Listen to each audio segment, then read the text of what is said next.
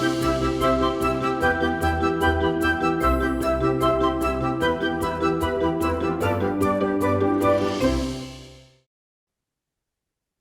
Hello money nine में आप सभी का स्वागत है। मैं हूं सुमित और हफ्ते का आखिरी कारोबारी सत्र और फ्राइडे फ्राइडे मोड पे मार्केट भी, फ्राइडे मोड पे ड्रेसिंग भी।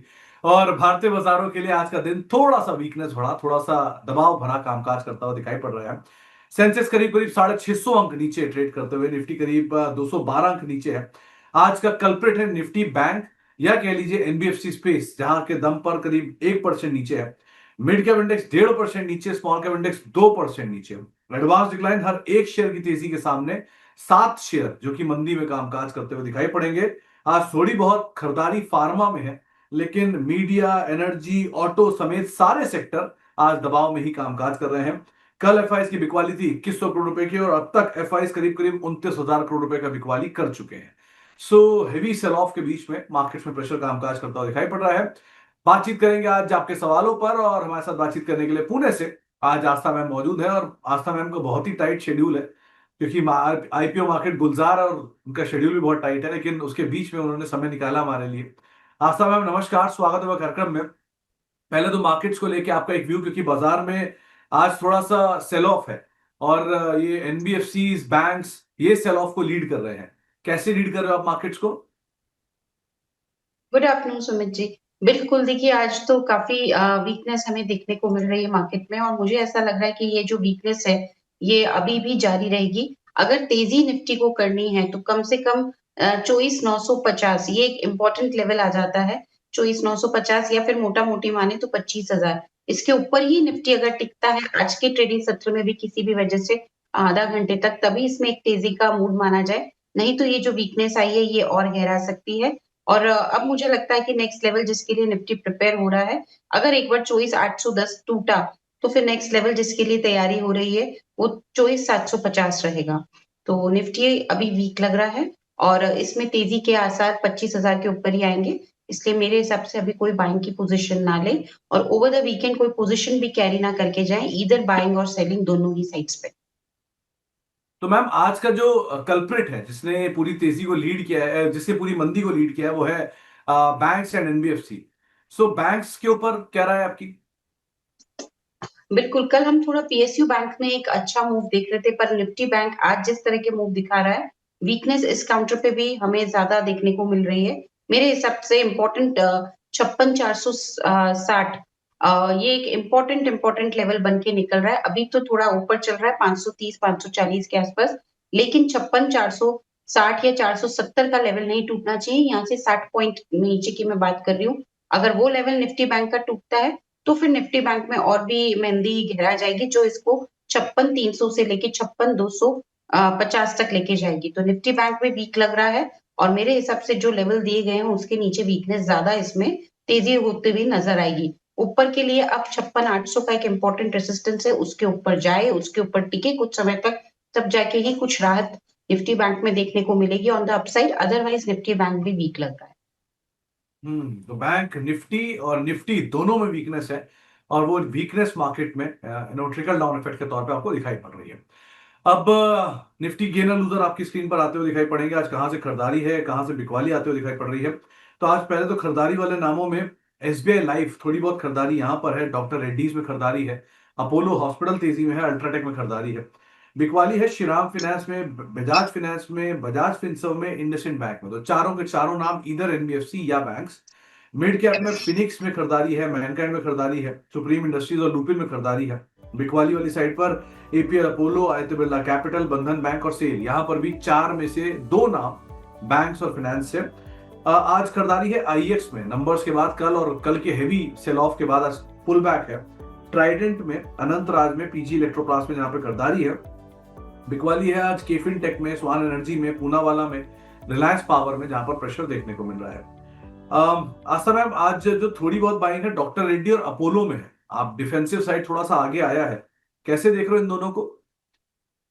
बिल्कुल, आज हमने फार्मा में इनफैक्ट सुमित जी थोड़ा सा यहाँ पे एक खरीदारी देखी है। अगर मैं डॉक्टर रेड्डी की बात करूं स्पेशली, तो आज तेजी तो आई है, लेकिन स्टिल कल का हाई जो है 1290 का अभी तक वो ब्रेक नहीं हुआ है। तो ये जो तेजी आई है इसमें और तेजी का जिसे कहते हैं एक रफ्तार बढ़ेगी अगर ये 1290 के ऊपर निकलने लगा और चलने लगा। तो फिर नेक्स्ट लेवल जिसके के लिए ये तैयार हो जाएगा, ये तकरीबन रहेंगे 1330 से 1350 के। तो वैसे तो डॉक्टर रेड्डीज तेजी में लग रहा है, लेकिन असली तेजी के लिए एक बार 1290 क्रॉस होना जरूरी है, तो 1330 तक के स्तर हमें देखने को मिलेंगे। वहीं अपोलो हॉस्पिटल की आपने यहाँ पे बात की, अपोलो हॉस्पिटल्स ये कल से ही काफी अच्छा मोमेंटम दिखा रहा था। मुझे लगता है अपोलो हॉस्पिटल में भी तेजी बरकरार होगी अगर ये 7490 के अबव निकला। तो दोनों ही जो काउंटर्स हैं उनमें कुछ एक रेसिस्टेंस लेवल है, अगर वो उनके ऊपर निकलते हैं तब जाके तेजी मानिए, और 7490 के ऊपर निकला तो फिर 7630 तक जाने की गुंजाइश इस काउंटर में भी है। तो अपोलो हॉस्पिटल डे हाई के आसपास ही कामकाज कर रहा है, अदरवाइज भी आप इन पर नजर रखिएगा। चलिए, अब सवाल जवाब का सिलसिला शुरू करेंगे और बातचीत करेंगे दर्शकों के सवालों को लेकर। अगर आपका भी कोई सवाल है, आप भी आस्था मैम से किसी शेयर को लेकर उनकी राय जानना चाह रहे हो, कार्यक्रम का हिस्सा बनना चाह रहे हो, तो आप हमारे साथ जुड़ सकते हैं। अलग अलग माध्यम आपकी स्क्रीन पर आएगा। आप 9311121874 इसके जरिए हमारे साथ जुड़िए। आप money9query@tv9.com पे हमारे साथ जुड़ सकते हैं। साथ ही साथ आप ट्विटर, फेसबुक, यूट्यूब, एक्स जो है ट्विटर, उसका हिस्सा बन सकते हैं और हमारे साथ जुड़ सकते हैं। और साथ ही साथ आप हमारे साथ मेंबरशिप प्लान भी ले सकते हैं। अलग अलग मेंबरशिप प्लान आपकी स्क्रीन पर है, आप इनके जरिए हमारे साथ जुड़िए और सीधे सीधे अपने जानकारों से सवाल पूछ सकते हैं। पहला सवाल हमारे एक मेंबर का ही आया है। राहुल वर्मा साहब का सवाल है। इन्होंने महाराष्ट्र स्कूटर ले रखा है 5290 रुपए के दाम पर। अब ये और ऐड करना चाह रहे हैं अगले 5 साल के लिए। कैसे देख रहे हो आस्था मैम आप इसे? होल्डिंग कंपनी वैसे तो ये बिल्कुल और ऐड करना चाह रहे हैं। देखिए मेरे हिसाब से अभी इस काउंटर में थोड़ी गिरावट और आ सकती है, जिसमें कि ये ऐड करने के मौके देगा। मेरे हिसाब से अगर इनको और एडिशन करना है, 14,678 के आसपास चल रहा है, 14,600 के जोन में चल रहा है मोटा मोटी। 14,200 से लेके 14,000 के जोन में ये फर्दर ऐड कर सकते हैं। तो ऐड तो करिएगा, लेकिन अभी नहीं। 14,000 से 14,200 के स्तरों पे ऐड करने की संभावना यहाँ पे ज्यादा अच्छी लग रही है। और उस सूरत में एक स्टॉप लॉस जो मेंटेन किया जाएगा वो तकरीबन 13,900 के आसपास का रहेगा। तो 14,000 से 14,200 के स्तर पे ऐड करिए, 13,900 का एक स्टॉप लॉस लगाइए। ऊपर में वापस से इसमें 15,000 से लेके 15,200 तक जाने की संभावना लगती एक इंटरेस्टिंग सवाल है आस्था मैम, गौर से सुनिएगा। निहारिका पूनावाला जी ने पूछा है कि क्या टाटा ग्रुप अब इन्वेस्टमेंट लायक नहीं बचा है? TCS, Tata motor, Tata tech सब लोज पर है। सो करना क्या चाहिए मैम? क्योंकि 1 साल पहले, 1.5 साल पहले तो टाटा ग्रुप की तूती बोल रही थी, सारे के सारे शेयर नए हाई काट रहे थे। अब Tata tech, Tata motor, Tata Elxsi, TCS, even Tata power ये चल नहीं रहा है। सो क्या करा जाए? खराब हो गया क्या ग्रुप? छोड़ दे इसे? देखिए ऐसा कुछ भी नहीं है कि ग्रुप के साथ कुछ इश्यू है। मेरे हिसाब से ये थोड़ा सा स्टॉक स्पेसिफिक ज्यादा हो सकता है। अब अगर हम आईटी सेक्टर की बात करें सुमित जी, तो आईटी सेक्टर लगातार एक गिरावट का दौर देख रहा है, हम सब भी जानते हैं। और जो न्यूज फ्लो भी over the period of time आए जा रहा है वो भी अच्छा नहीं आ रहा। तो नतीजे अच्छे नहीं, न्यूज फ्लो अच्छा नहीं। इसलिए आईटी सेक्टर, टाटा मोटर्स की बात करें तो अभी जिस तरह से जियो पॉलिटिकल सिचुएशन बनी हुई है, तो वो कहीं ना कहीं भारी पड़ रही है। तो हर काउंटर के साथ कुछ ना कुछ इश्यूज हैं, लेकिन ये ग्रुप के इश्यूज नहीं है, ये मैक्रो लेवल की चीजें हैं। तो मुझे नहीं लगता कि इस ग्रुप पे से विश्वास उठाना चाहिए। बने रहिए, थोड़ा सा समय दीजिए, क्योंकि अभी सब तरफ अनसर्टेनिटी ज्यादा है। तो मेरा मानना तो यही है कि बने रहिए, जिसमें कि टाटा मोटर्स मुझे अभी भी अच्छा लगता है। गिरावट पे खरीदारी के मौके ढूंढिए, अभी तुरंत इसमें खरीदारी करने की जरूरत नहीं है। तो गिरावट में खरीदारी करिए। और ऐसा कुछ नहीं कि ग्रुप खराब हो गया। आज भी देश का सबसे बड़ा ग्रुप है, आज भी देश का सबसे ज्यादा रेवेन्यू जनरेट करने वाला ग्रुप है, आज भी देश का सबसे बड़ा एम्प्लॉय है। करीब 11.5 लाख कर्मचारी कामकाज करते हैं। सो ऐसा नहीं है। लेकिन ठीक है, समय है। 2 साल पहले टाटा मोटर्स के पूरे टाटा ग्रुप के फेवर में था, अभी नहीं है। ठीक है, आ जाएगा फिर समय आगे चल के। आशा मैम, नागराज जी सवाल पूछ रहे हैं स्वान एनर्जी को लेकर। आज मिड कैप लूजर में इसका नाम भी है। 486 रुपए के दाम पे इन्होंने खरीदारी कर रखी है। क्या करें इसमें? जी बिल्कुल, स्वान एनर्जी की यहाँ पे बात करें तो ये काउंटर आज तो काफी वीक लग रहा है। थोड़ी वीकनेस गहरा सकती है, नीचे में कोशिश करेगा एक बार 470 तक जाने की। तो इन्हें बने रहने की ही सलाह है, ये मानते हुए कि थोड़ी वीकनेस और आ सकती है, उसका बिल्कुल ध्यान रख लें। बाकी 470 तक जाने की कोशिश कर सकता है। टू बी मैक्सिमम 466, उससे ज्यादा लगता नहीं है, होल्ड करने की सलाह है। स्टॉप लॉस तकरीबन जो पोजीशन में रखेंगे वो 447 का रखेंगे, तो 447 के स्टॉप लॉस के साथ बने रहें पोजीशन में। एक बार 525 का लेवल तोड़ा तो बहुत बढ़िया तेज हो जाएगा और 580 तक जाने की संभावना है। पर ये जो लेवल्स दिए जा रहे हैं ये over the period of time यानी कि कुछ अवधि के लिए दिए जा रहे हैं, ये शॉर्ट टर्म के नहीं है, मीडियम टू लॉन्ग टर्म के लेवल्स दिए जा रहे हैं। तो मीडियम टू लॉन्ग टर्म के लिए आप इसे देख सकते हो और उसके हिसाब से अपनी रणनीति बना सकते हो। हर्षित मंगल साहब का सवाल है कि ओलेक्ट्रा ग्रीन टेक में क्या करें। इन्होंने 1580 रुपए के दाम पे खरीदारी की है। अब प्रॉफिट बुक कर चुके हैं एक भाई 1580 में, माफ कीजिएगा। अब ये दोबारा खरीदने की इच्छा रख रहे हैं, क्या खरीदना चाहिए इसमें? अ, देखिए अभी दोबारा खरीदने के लिए थोड़ा-सा और रुक जाएँ क्योंकि कल एक बहुत बड़ा एक स्पाइक आया था, उसके बाद आज थोड़ी प्रॉफिट बुकिंग आ रही है। मुझे लग रहा है कि थोड़ा-सा नीचे आए तब खरीदारी के मौके तलाशें। 1484 के आस-पास चल रहा है, 1460 के ज़ोन में खरीदारी के मौके तलाशें, अभी रुक जाएँ। तो खरीद तो सकते हैं लेकिन थोड़ी गिरावट पे 1460 के आस-पास 1580 के लक्ष्य के लिए। 1460 के आसपास 1580, जहां आपने पहले प्रॉफिट लिया है वहीं पर ही आप दोबारा निकलिएगा। यहां नहीं, 1460 के आसपास आए वहां आप खरीदारी करें, वो ज्यादा बेटर रहेगा। राजीव कुमार साहब पूछ रहे हैं केल्टन टेक में क्या करें। मैम इसमें स्टॉक स्प्लिट भी हुआ है। एक शेयर को 5 शेयर में विभाजित हुआ है। करना क्या चाहिए इसमें, क्या टारगेट रख रहे हैं?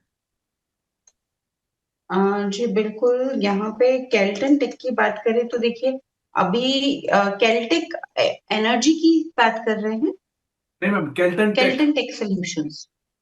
जी, जी सुमित जी बिल्कुल। केल्टन टेक सॉल्यूशंस की यहाँ पे बात करें तो अच्छी तेजी में ये काउंटर बना हुआ था, आज बहुत अच्छी तेजी आई है। ये तेजी मुझे लगता है आगे बढ़ सकती है। अभी चल रहा है 32 के आसपास, इसमें नेक्स्ट लेवल जिसकी ये तैयारी कर रहा है वो 35 पहला लेवल रहेगा और 35 के बाद जो दूसरा लेवल है वो 37 का आ रहा है। तो 35 से 36 तक के लक्ष्य के लिए बिल्कुल इसमें बना रहा जा सकता है, होल्ड भी किया जा सकता है। स्टॉप लॉस के तौर पे जो लेवल ठीक लगता है, वो अभी तो मेरे हिसाब से ₹30 का रखा जा सकता है। ₹30 का रखेंगे स्टॉप लॉस, ₹35 का रखेंगे टारगेट। ओके। बिंदेश यादव साहब पूछ रहे हैं कि एचडीबी फाइनेंशियल में इन्हें एक लॉट मिला था, करना क्या चाहिए? मैम अगेन वही सवाल कि आईपीओ लिया था लॉन्ग टर्म के लिए, लिस्टिंग गेन लिया नहीं, वापस नीचे आ रहा है, अब क्या करा जाए? देखिए प्रॉब्लम यही है कि इसमें अभी रिजल्ट्स अच्छे नहीं आए, तो लॉन्ग टर्म के लिए अगर होल्ड कर सकते हैं तो होल्ड करिए, नहीं तो थोड़ा-सा चाहें तो पार्शियली इसमें निकलने का प्रयास करिए। बाकी मैं तो यही बोलूँगी लॉन्ग टर्म के लिए होल्ड करिए, मुझे लगता है कि अगले क्वार्टर में जब नतीजे वापस आएँगे, तो ये वापस एक तेज़ी का दावेदार हो सकता है। तो आपको अगर समय दे सकते हो तो बने रहो, लेकिन अगर समय नहीं है तो आपको जो है एग्जिट करना पड़ेगा। लेकिन अदरवाइज अगर आप लॉन्ग टर्म के लिए बने रहे तो कोई दिक्कत नहीं है इसमें। इसके अलावा साक्षी मित्तल जी का सवाल आया है टाटा टेक पर। इन्होंने 700 रुपए के दाम पर लिया था, 1000 रुपए की उम्मीद है इन्हें।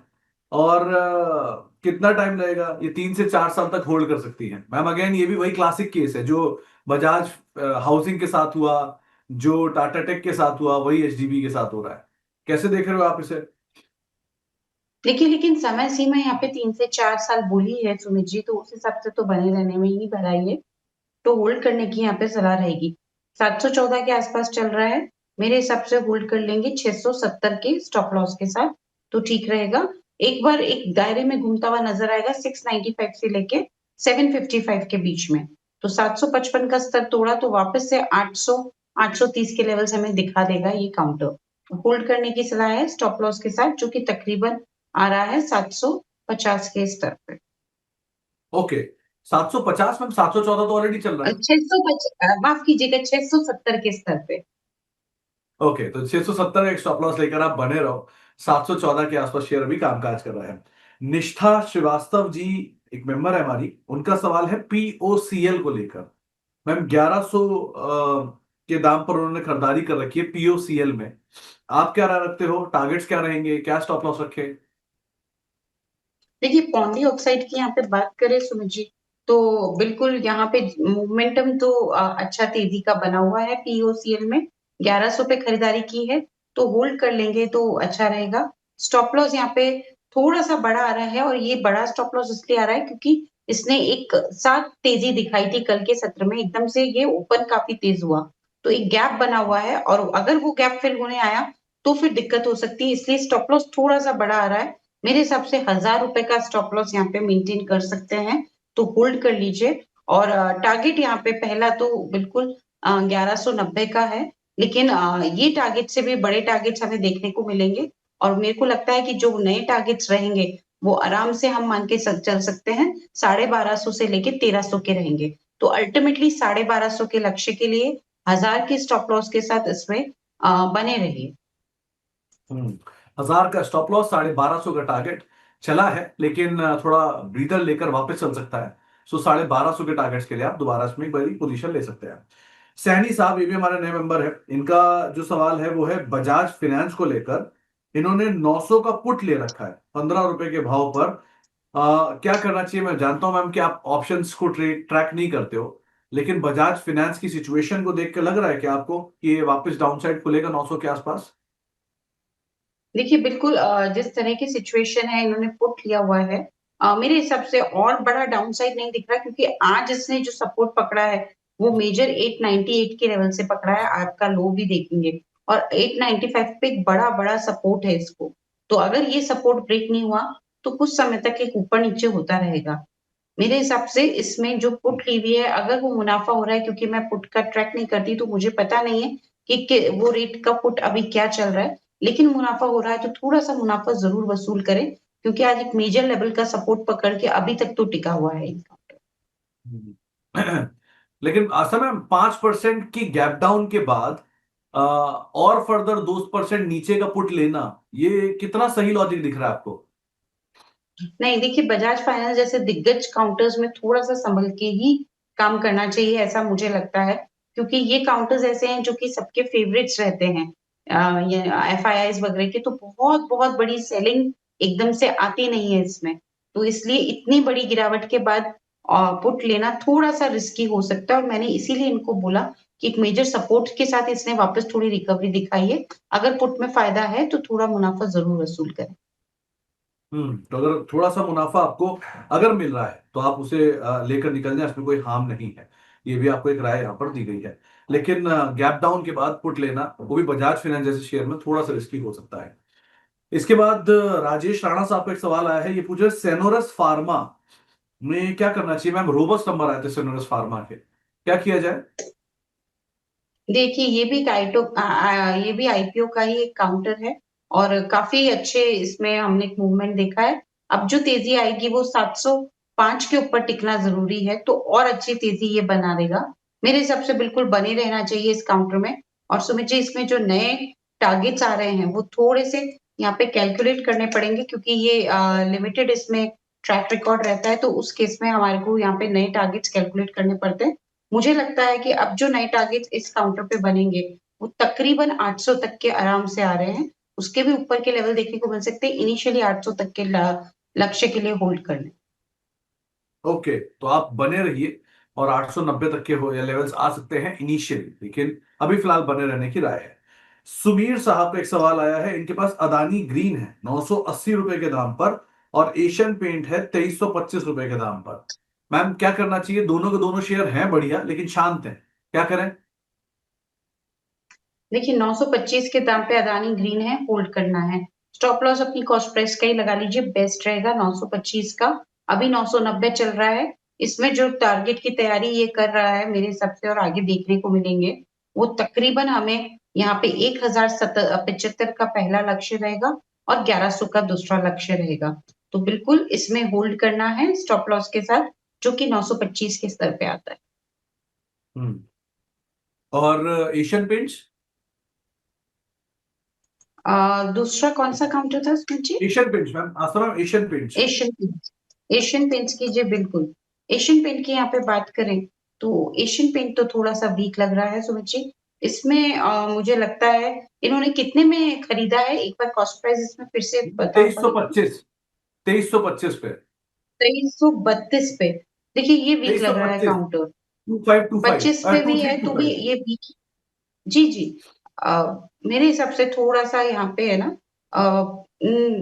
निकल जाएँ अभी। क्योंकि ये थोड़ा मुझे वीक लग रहा है, रिकवरी के चांसेस अभी नहीं लग रहे। और मैं क्यों निकलने को बोल रही हूँ, क्योंकि अभी अगर निकलेंगे तो ब्रेक इवन ही रहेगा, नो प्रॉफिट नो लॉस की सिचुएशन। लेकिन लोअर लेवल पे हमें फिर से खरीदारी के मौके दे देगा ये काउंटर। इसलिए ये सिर्फ इन्हीं को सजेशन दे रही हूँ, क्योंकि इनकी क्वेरी में जो कॉस्ट प्राइस है उसी पे ये चल रहा है। अदरवाइज किसी ने होल्ड कर रखे हैं लॉन्ग टर्म के लिए, तो एक स्टॉप लॉस के साथ होल्ड कर लीजिए। और वो स्टॉप लॉस तकरीबन आ रहा है 2270 के आसपास। तो इनके लिए तो सलाह है कि अभी एक बार एग्जिट कर जाएं, और फिर नीचे में वापस से री एंट्री के लिए मौके ढूंढ सकते हैं। और बाकी किसी ने लॉन्ग टर्म के लिए होल्ड किया है तो वो 2270 के स्टॉप लॉस के साथ बने रह सकते हैं। ओके। मुकेश चौहान साहब पूछ रहे हैं कि एचएएल में किस भाव पे एंट्री करनी चाहिए। आप क्या राय रखते हो एचएएल को लेकर? जी, बिल्कुल, हिंदुस्तान एरोनॉटिक्स की बात करें, तो यहाँ पे भी हमें लगातार वीकनेस देखने को मिल रही है। एंट्री का अभी तो लेवल इसमें 4490 तक का लग रहा है, क्योंकि एक मेजर सपोर्ट है 200 डेज एक्सपोनेंशियल मूविंग एवरेज का बेस है वहाँ पे। तो 4490 के नीचे जाने की संभावना काफी कम लगती है। लेकिन फिर भी अगर वो लेवल आता है तो वापस अपनी क्वेरी को रिव्यू कराएं। हाल फिलहाल में एंट्री करने के मौके ना ढूंढें। ओके।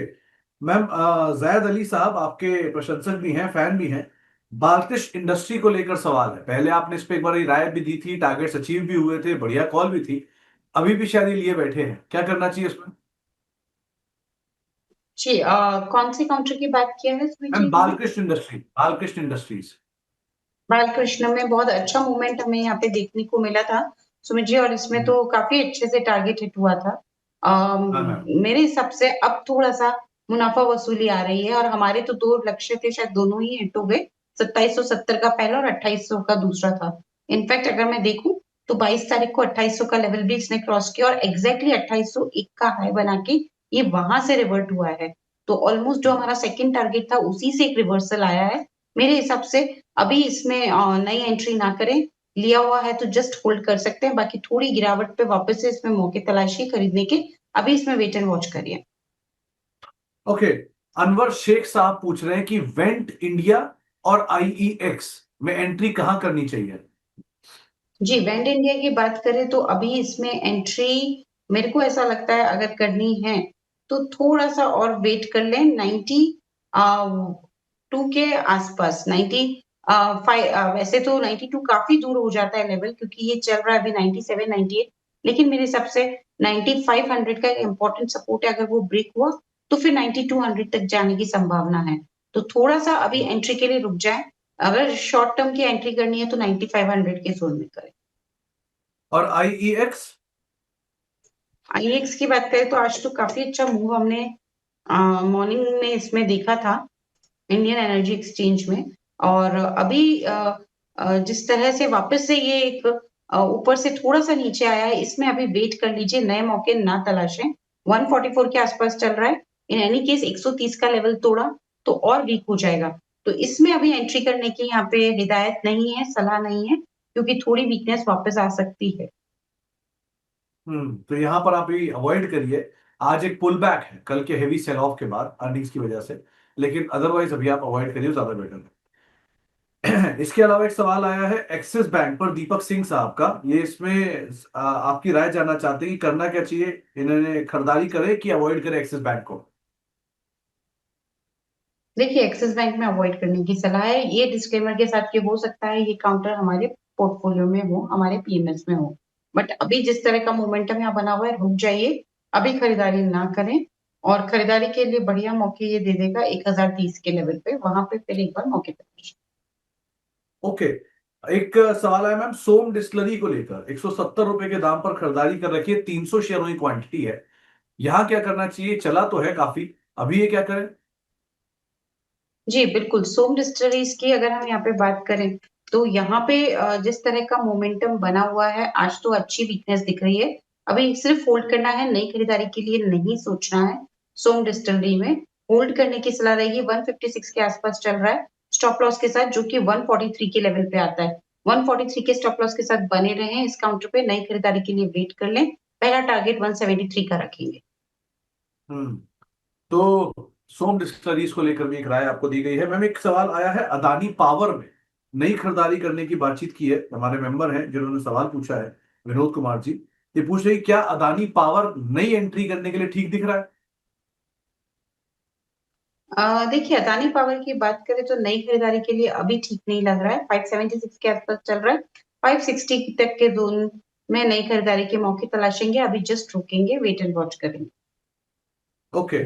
आशा मैम, आपका ऑब्जर्वेशन है क्या कि जो बाजार में आज गिरावट है, इसमें गिरावट वाले शेयरों की इंटेंसिटी ज्यादा है? मतलब एडवांस डिक्लाइन में तो है ही हम डिक्लाइन में, लेकिन जो गिरावट भी है वो गिरावट ज्यादा इंटेंसिटी की है एडवांसेस के सामने। एडवांस चल रहा है लेकिन 1-1.5%, और डिक्लाइन टूट रहा है वो भी 4-5%।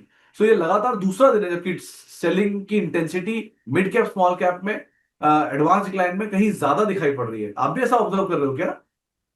जी, बिल्कुल, बिल्कुल सुमित जी आपने सही बोला है और इनफैक्ट आज की तो गिरावट थोड़ी मुझे कल से भी वो ज़्यादा लग रही है। सो येस यहाँ पे इंटेंसिटी भी ज़्यादा है और ये गिरावट थोड़ा-सा संकेत ये दे रही है कि शॉर्ट टर्म में थोड़ी वीकनेस हमें निफ्टी में देखने को और मार्केट्स में देखने को मिल सकती है। ओके। और ये जो पेन है मिड कैप स्मॉल कैप का, मैम लग रहा है कि वैल्यूएशन कंसर्न था या पूरी तरह से सिर्फ अर्निंग की वजह से या माइंडिंग है? देखिए अर्निंग्स काफ़ी ज़्यादा बड़ा रोल प्ले करता है क्योंकि जब तक ग्रोथ आती रहती है वैल्यूएशन कंसर्न्स इतने हावी नहीं हो पाते। लेकिन वहाँ जहाँ पे ग्रोथ का इश्यू आने लगता है तो वो वैल्यूएशंस की जो है वो डबल मार पड़ती है कि एक तो ऑलरेडी हाईली वैल्यूड है और दूसरी तरफ ग्रोथ लैकलस्टर है तो उससे वो वैल्यूएशन और ज़्यादा भारी लगते हैं। तो मेरे को ऐसा लगता है कि ग्रोथ आना बहुत ज़रूरी है अर्निंग्स में और उसके कमी के रहते हुए हमें वैल्यूएशन कंसर्न्स ज़्यादा हावी होते हुए नज़र आएँगे। हम्म। एक और सवाल आया है गुंजन जी का। आपकी प्रशंसक है, फैन है। इन्होंने बोला है कि अदानी टोटाल गैस में क्या करें, 650 रुपए के दाम पे लेके बैठे हैं, अभी क्या करना चाहिए? जी, बिल्कुल, अदानी टोटल गैस की बात करें तो यहाँ पे अभी तो वीक हो रहा है ये काउंटर और नीचे में कोशिश कर सकता है एक बार 610 608 तक जाने की। तो यहाँ से 10-20 रुपए और डाउन हो सकता है।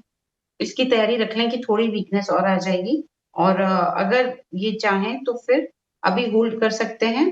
पेशेंस अगर इनको ये पेशेंस के साथ होल्ड कर सकते हैं, तो फिर एक बार होल्ड कर लीजिए। स्टॉप लॉस 580 का रहेगा।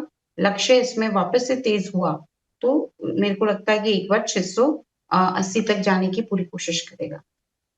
ओके। राजेश राणा साहब, इन्होंने सवाल पूछा है एक्मे सोलर को लेकर।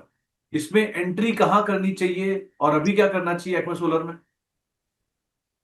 जी, एक्मे सोलर की अगर हम यहाँ पे बात करें तो अभी एंट्री के मौके ना तलाशें, वीक लग रहा है ये काउंटर। आज भी अच्छी खासी यहाँ पे आप देख सकते हैं 3.5% की गिरावट देखने को मिली है। नीचे में एंट्री के मौके जो इसमें अभी तो नहीं ढूंढ रहे हैं, लेकिन अगर कभी रहा तो मेरे को लगता है 250 या फिर 245 के लेवल्स ऐसे लेवल्स हैं जहाँ पे कि एक बार नजर बना सकते हैं। तो अभी ना इसमें एंट्री करें, 245 250 के जोन में एक बार वापस से क्वेरी रिव्यू करना। ओके, तो यहां नहीं, लेकिन कहीं नीचे मिले तो आप एक बार को एंट्री कर सकते हैं, उसके हिसाब से रणनीति बनाइएगा। मैम एक सवाल आया है और मतलब ये थोड़ा अलग हटके सवाल है, संजीव कुमार जी का सवाल है। ये पूछ रहे कि जुबिलेंट एग्रो में क्या करना चाहिए। इनका 5 साल का नजरिया है और कम चर्चा रहती है स्टॉक की, ये मर्जर डीमर्जर के बाद भी बातचीत कमी होती है। क्या किया जाए जुबिलेंट एग्री में? जी बिल्कुल, इन्होंने यहाँ पे जुबिलेंट एग्री की बात की है। मेरे हिसाब से ये जो काउंटर है ये थोड़ा लीस्ट ट्रैक काउंटर रहता है। लेकिन फिर भी यहाँ पे agri and consumer Jubilant agri and consumer आज जिस तरह का मूव दिखाया है, ऊपर से थोड़ा ये काफ़ी इसने वीकनेस दिखा दी है क्योंकि इसका हाई था 2360 का। अभी भी ये काउंटर तेज़ी में बना हुआ है, होल्ड कर लीजिए। लेकिन आज के ट्रेडिंग सेशन में थोड़ा-सा ऊपर से ये थोड़ा लाइट हुआ है। इसलिए मुझे लगता है कि गिरावट पे खरीदारी के मौके ढूंढे अगर किसी को नई खरीदारी करनी है। बाकी सिर्फ और सिर्फ बने रहने की सलाह है स्टॉप लॉस के साथ और स्टॉप लॉस इसमें जो पोजीशन पे रखा जाएगा वो तकरीबन यहाँ पे 2050 का रहेगा। तो 2050 के स्टॉप लॉस के साथ इसको होल्ड करने की सलाह है। अब नेक्स्ट टारगेट जो इसमें देखने को मिलेगा 24 का लेवल तोड़ा तो फिर 2450 से 2500 के लेवल्स देखने को मिल सकते हैं। ओके। पंकज सापरा साहब के पास एनएचपीसी है, 2500 शेयर है और 96 रुपए के दाम पे इनकी खरीदारी है। मैम एक समय पर ये पूरा सेक्टर या पूरा पीएसयू बास्केट तेजी में था, अब सडनली पूरा आउट ऑफ साइट है, क्या किया जाए? जी, हाँ, अभी वीक लग रहा है। बिल्कुल आपने सही बोला, अभी पीएसयू का स्पेशली देखा जाए तो ये पावर सेक्टर्स का जिस तरह से हम यहाँ पे देख रहे हैं हाल, थोड़ा वीक और हो सकता है। 84 के आसपास इसमें अभी ट्रेड हो रहा है। मेरे हिसाब से ये डाउन होके एक बार 81 से लेके 80 तक जा सकता है। इसलिए इसमें भी अभी खरीदारी ना करें, 80 तक के लेवल्स दिखाता हुआ नज़र आ जाएगा। लिया हुआ है तो 76 के स्टॉप लॉस के साथ होल्ड करें।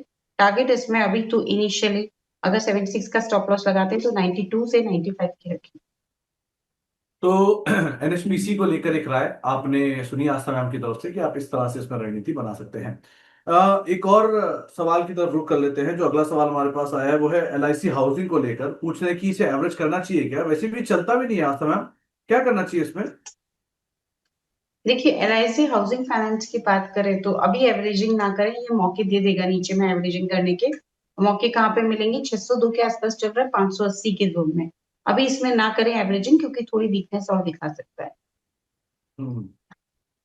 मैम, हर्षित मंगल साहब का एक सवाल आया है कि सिप्ला में क्या करना चाहिए। सिप्ला में एक मोमेंटम आया है, वो उसको चेज कर रहे हैं, लेकिन सिप्ला के भी नंबर भी आए हैं। मुनाफा करीब 1300 करोड़ आया, 1180 करोड़ से बढ़ के, जो अनुमान से थोड़ा ज्यादा है। बीटा 1778 करोड़ रुपए आया है, 1714 करोड़ का अनुमान तो उससे ज्यादा है।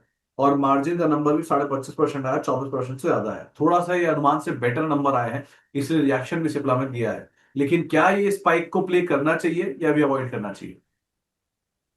देखिए वैसे तो इस स्पाइक को प्ले किया जा सकता है, लेकिन थोड़ा सा गिरावट पे, अभी नहीं, तुरंत नहीं करना है। ये अभी 1532 के आसपास चल रहा है। 1510 1508 के जोन में इसमें खरीदारी के मौके तलाशेंगे। तो 1508-9 के जोन में खरीदारी के मौके तलाशिए, अभी ना इसमें खरीदारी करें। स्टॉप लॉस 1450 का रहेगा। टारगेट इनिशियली 1570 और उसके बाद 1610 का रहेगा। हम्म। तो 1570, 1610, लेकिन ध्यान रखिएगा अभी भी स्पाइक आया है, और नंबर्स के ऊपर आया हुआ स्पाइक बिटवीन द लाइन में कुछ भी गड़बड़ आ गया तो ये पलट भी जाता है। सो स्टॉप लॉसेस को बहुत स्ट्रिक्टली फॉलो करिएगा और उसके हिसाब से काम कीजिएगा। एक सवाल आया है एसआरएम कॉन्ट्रैक्टर्स को लेकर।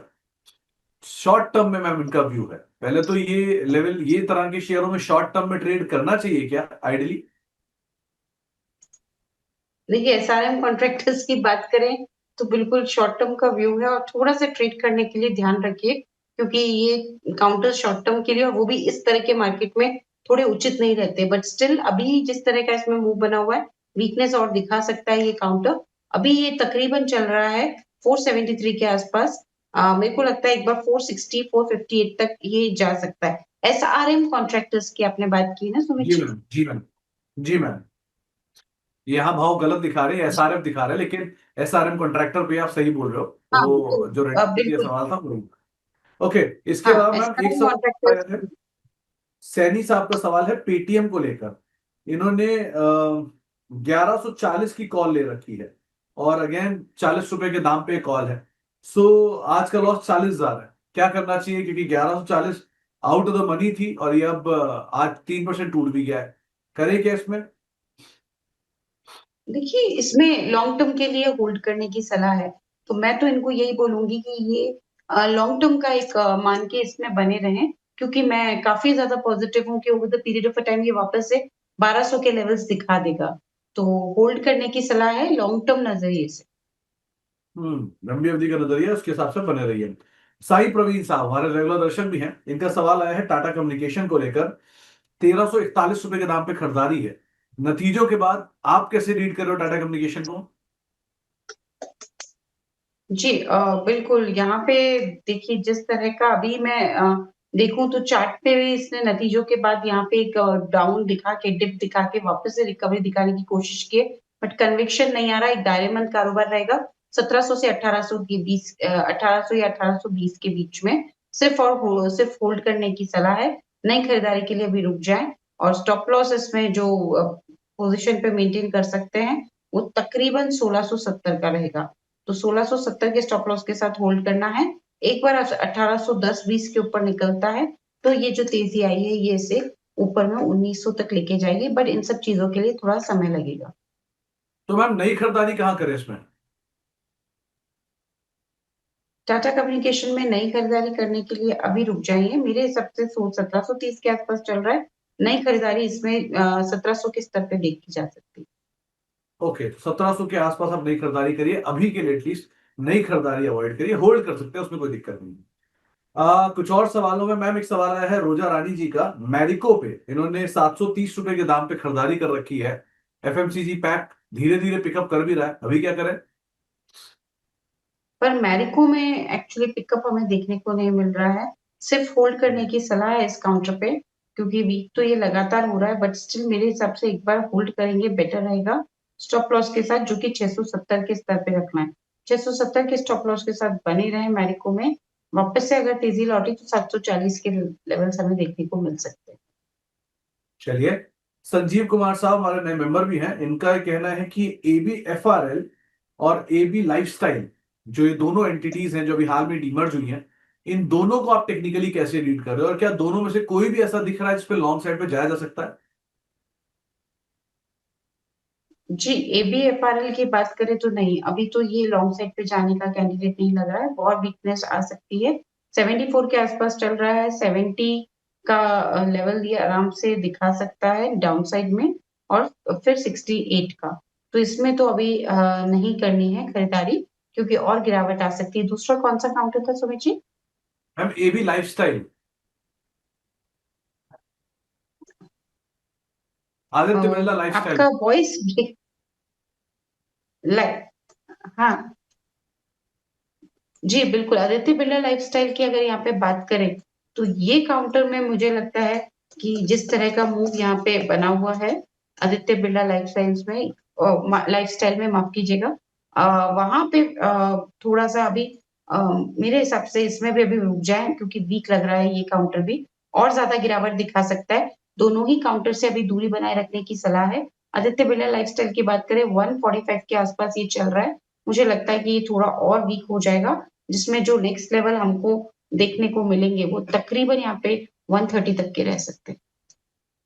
ओके, एसके आहूजा साहब, ये रिटायर्ड सीएम है एसबीआई से, इन्होंने सवाल पूछा है कि नेस्ले क्या करे। करीब करीब 100 शेयर है, 2380 रुपए के दाम पे इन्होंने खरीदारी की है।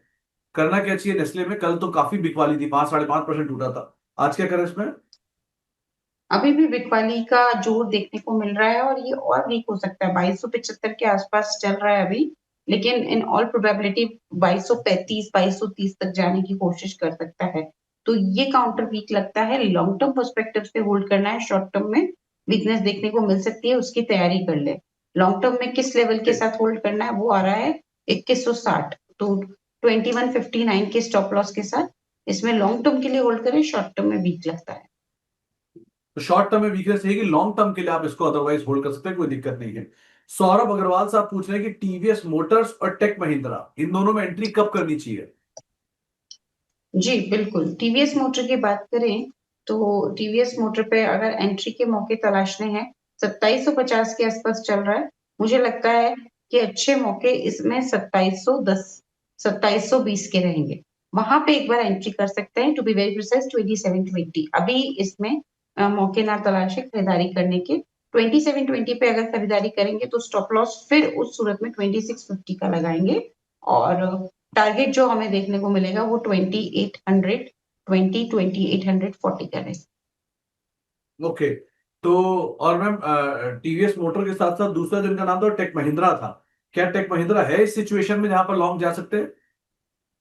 नहीं, मेरे हिसाब से तो अभी आईटी स्टॉक्स में जिस तरह से हम एक यहाँ पे मोमेंटम देख रहे हैं, टेक महिंद्रा भी बिल्कुल उससे अछूता नहीं रहा है। ये और वीक हो सकता है, 1469 के आसपास चल रहा है। हो सकता है कि एक बार ये डाउन हो जाए, और नेक्स्ट लेवल जो हमें इसमें देखने को मिले वो तकरीबन 1400 तक के लेवल्स देखने को मिले। तो वीक लगता है ये काउंटर, यहाँ पे भी लॉन्ग जाने की सलाह नहीं है करंट स्तर पे। अभी आप लॉन्ग मत जाइए, आईटी थोड़ा वीक वैसे भी दिखाई पड़ रहा है, सो नीचे कहीं मौके मिल जाएंगे, आप वहां एंटर कर लूंगा। इसके अलावा एक सवाल आया है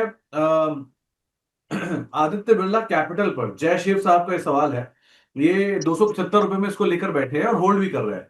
ये शेयर रोज बरोज नए हाई भी बना रहा है, क्या करना चाहिए मैम इसमें? आदित्य बिरला कैपिटल तो अभी तो थोड़ा वीक लग रहा है। आज तो यहाँ पे गिरावट का रुख हमें देखने को मिला है।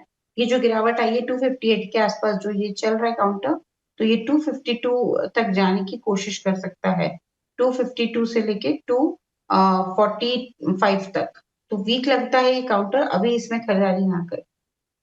ओके, तो अभी आप खरीदारी ना करें, और जो बना हुआ है उसके लिए भी आपको एक स्टॉप लॉस बताएगा, उसको आप फॉलो कर सकते हैं। आस्था मैम, आपको शर्मी जोशी काफी पसंद करती हैं और आपकी फैन भी हैं। वो पूछ रही हैं कि टीटागढ़ में क्या करें। करीब करीब 883 रुपए के दाम पर उन्होंने खरीदारी कर रखी है। उनकी बाइंग इस लेवल पर है, क्या वो बनी रहे इसके अंदर या निकल जाए?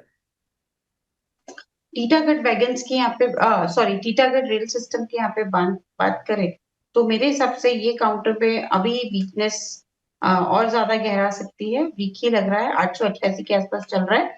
इनकी कॉस्ट प्राइस क्या है सुमित जी? मैम, इन्होंने 883 पे खरीदारी की है। 853 पे, राइट? 883 यहीं पर ही खरीदारी की है। अच्छा, इन्हीं स्तरों पे की तो एक बार के लिए निकल जाए, थोड़ी वीकनेस और देखने को मिल सकती है। तो मेरे हिसाब से अभी एग्जिट करें, फिर नीचे में वापस से क्वेरी को रिव्यू कराएं, क्योंकि थोड़ा वीकनेस लग रहा है। 888 के आसपास चल रहा है, हो सकता है एक बार 830 840 तक की काउंटर नीचे में जाता हुआ नजर। ओके मैम, लीना मल्होत्रा जी के पास लिंडे इंडिया को लेकर एक सवाल है कि ये इसमें करना क्या चाहिए। कोविड के टाइम पे बहुत चला, जबरदस्त तेजी आई, फिर शांत हो गया। आप क्या करें?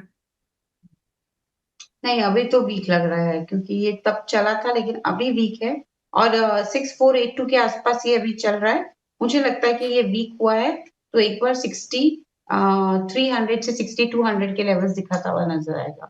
तो इसमें अभी कुछ नहीं करना है, खरीदारी के मौके अभी नहीं तलाशना है, वीकनेस और देखने को मिल सकती है। आशा मैम, संजीव जी ने थोड़ी देर पहले पूछा था जुबिलेंट एग्रो पर। तो उनका सवाल ये है कि जुबिलेंट एग्रो में एंट्री करनी कहाँ चाहिए? जी बिल्कुल, यहाँ पे जो सवाल था जुबिलेंट एग्री एंड कंज्यूमर का था। इसमें अगर एंट्री के मौके तलाशने हैं, अभी चल रहा है 2245। इसमें तो एंट्री के मौके थोड़े से लोअर लेवल पे आते हैं, लेकिन वो रहेंगे 2200 से 2180।